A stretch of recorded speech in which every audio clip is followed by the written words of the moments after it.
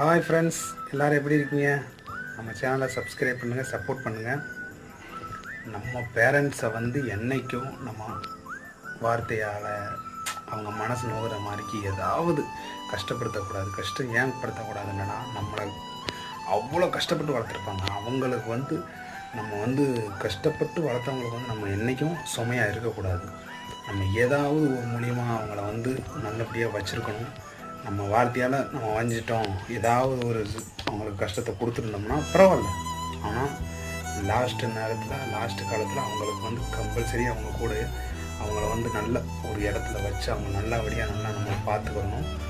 நம்மளை அவங்க எவ்வளோ கஷ்டப்பட்டு பார்த்துருப்பாங்களோ அதை விட அவங்களுக்கு நல்லபடியாக எந்த ஒரு கஷ்டம் இல்லாமல் வச்சு காப்பாற்றணும்.